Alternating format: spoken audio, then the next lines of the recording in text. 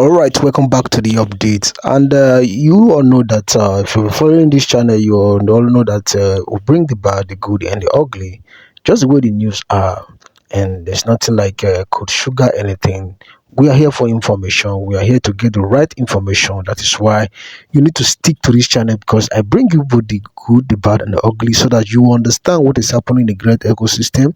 You're able to find a balance within all these messages that I'm bringing to you. Now, listen to what Jolivia have to say because he said a lot of things, and if I were to say, he has not been saying anything for quite some time now, and right now, what he's saying is different from what we have heard, and he has also come a lot of time to say disbursement will take place also day, and at the end of the day, there was no disbursement, and right now he's coming to debunk everything, and I want you to pay attention and listen very carefully. Subscribe to the update for more information and share this piece of information so that people can also benefit. Don't forget that the comment section is open. You also see your mind. In today's session, we will consider those trending concepts in the grant ecosystem, especially towards disbursement of the wildly anticipated grants. We will consider factors about the meeting that was held in Abuja a few hours ago. We will again consider the propaganda circulating around the Pioneer, the CBN, the IMF, and other unpopular grants in the grant ecosystem. Then we will consider the harmonized disbursement template that is finally adopted for disbursement of these grants in the days ahead. And finally, we will look around the ongoing factor of the Singaporeans being deployed to disburse grants to Nigerians. Let's quickly start with the last concept of this session, which is the deployment of Singaporeans ICT to oversee or effect disbursement to Nigerians. Now look at the information critically. Singaporeans are deployed to install softwares that will ensure that disbursement take place effectively. There's a circulating VN from one of the grant promoters that network is restricting disbursement from flowing freely. And a very rational thinker will imagine why Nigeria as a country don't have ICT specialists. The last time I checked, I discovered that most of the people hacking sites and institutions in the world right now are Nigerians. And in the entire 36 states, we don't have ICT experts that will develop softwares to ensure there is hitch-free disbursement to the extent of hiring one from the Singapore. Or which software, which network is the current CBN or the banks in Nigeria, the Nigerian banking system, are using to disburse funds? How many are the beneficiaries of these grants? How many is the Nigerian civil service workforce? Then which software is the banking system using to pay federal government workers and state government workers? Is that one no more functional that warrants us deploying ICT experts from Singapore to disburse grants to the masses? There are some information Nigerians should critically look at instead of sheepishly accepting or adopting them and believing or holding on to heart. The entire aim of all these lies, you should know, is about cajoling people into again subscribing for grants. If you check at the end of all this information, these lies, there comes a call for subscription. Some of the platforms are actually calling people to pay 20,000 and receive 150 million. That is just a major aim of the lies. It wasn't actually about the Singaporeans being in Nigeria to disburse funds. It was to use the lies to cajole people into paying 20,000 naira to receive 150 million. And this, again, has signaled this is all a lie. Nigerians, the grant subscribers, should learn to identify lies from truth. Pay such money at your own peril. There's no such thing like pay 20,000 to receive 150 million. In which country will such take place? In this country we are sitting.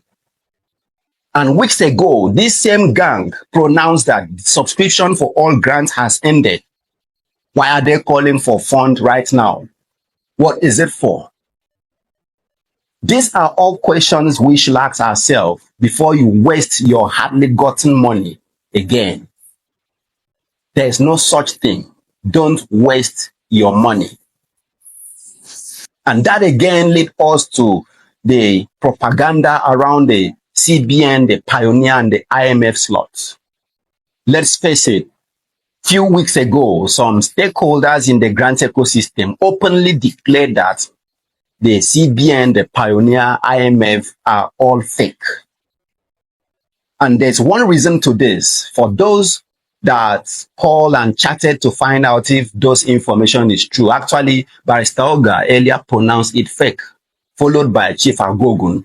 And some people think these people don't know what they're saying. There is always element of truth in every room or in every statement made by people with strong social standing. The CBN and the Pioneer slots were created by grant stakeholders to mobilize funds. Yes, we know that in the grant ecosystem, grant is free per se, but the process of accessing grant is not free.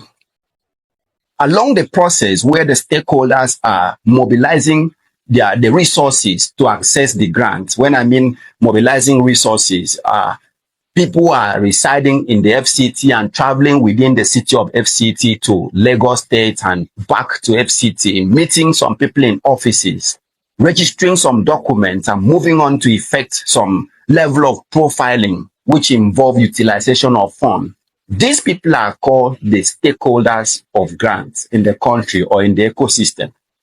Along this process, if the stakeholders don't have funds within themselves, sometimes they reach out to the NGO CEOs, who sometimes reach out to the beneficiaries or fellow NGOs to mobilize this fund for these stakeholders to facilitate the process of disbursement.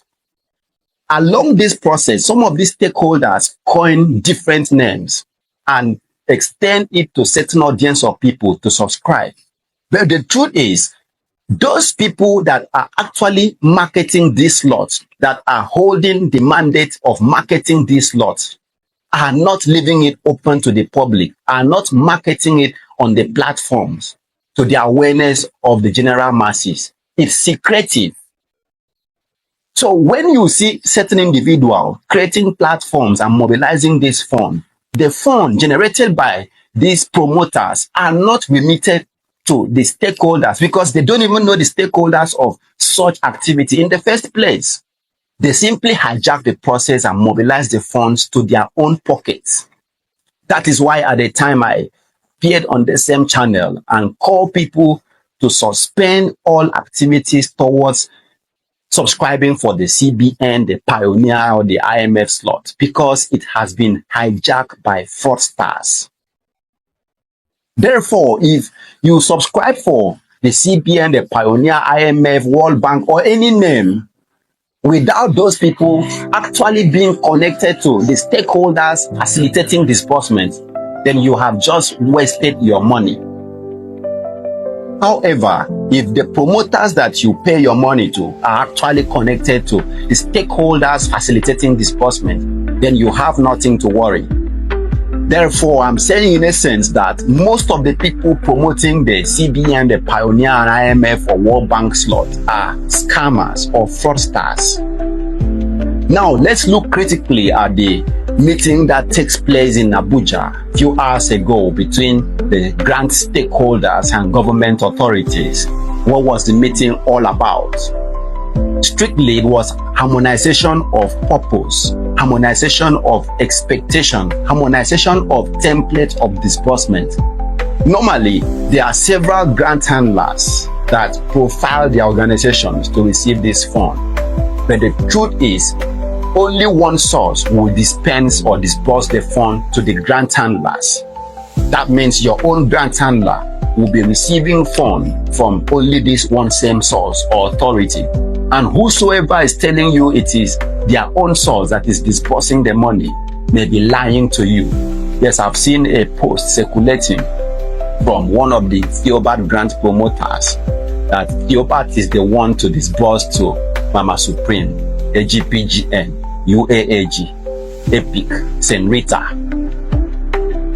the same Theobald Grant that was arrested by the EFCC and charged of criminally extorting the masses. So the federal government will eventually hand over trillions of funds to him to disperse to the masses, as if Nigeria is a banana republic, or we don't have NGO with upright reputation to dispense funds to masses. If Theobald is to disperse the fund, what is the guarantee that Nigerians will even receive such a fund? So that antecedent is enough not to allow Theobald to go near where disbursement will take place. But if he is considered to disperse the fund, nobody is against that. We are not against the progress or growth of fellow Nigerians. But let some people not come to the masses to promote their own organizations, to promote some certain names, just to cajole the masses in subscribing for grants, because at the end of that promotion, at the end of that lies, they still call on people to pay for beneficiary slots, 500 naira, 1,000, 5,000. They call on people to pay 20,000. So they have an aim of claiming to hold the mandate of disbursement, not actually as if they are the one to dispense it. So the truth is, nobody is aware of the Apex NGO that will dispense this fund to the masses. Beware of this. So the meeting harmonized the policies that will bring about seamlessly free disbursement. That implies factors like the entitlement of beneficiaries and entitlement of NGO has been finally concluded. Any grantor that is being given the authority to disburse must adopt this template as it suits Nigerian financial or CBN regulatory policies on economic state. Yes, I've seen some posts trending that UAAG is going to dispense 1 million naira per beneficiaries. And I've equally seen another post that is claiming the NGO CEOs is entitled to 20 million naira. These are all speculations, but it's never part of those agreements that was agreed or reached on that meeting. A certain amount is there. Our next update will reveal the specific final formula or template that is meant for the beneficiaries and NGO CEOs. If you haven't subscribed to our channel, subscribe immediately. Hence, when we publish this template, you will be immediately notified. Meanwhile, other factors that were considered there was a pact that no grant handler should underpay the NGO CEOs or the beneficiaries. The documents were presented to them to sign this pact and ensure they will live up to it. So in the ensuing days, this pact will equally be revealed or communicated to the masses, either as a national broadcast or a MOU to the awareness of all grant subscribers, the NGO CEOs and the beneficiaries. Finally, this one goes to all grant subscribers that are going hypertensive because of the circulating information in the social media. And I'm informing you here that 99.9% of those information circulating are all false and lies, either aimed as maintaining the grant subscribers until disbursement happens, or aimed at cajoling you into subscribing for more grants under fraudulent intents. So don't take those information serious. Disbursement is already planned to happen in ensuing days and weeks ahead.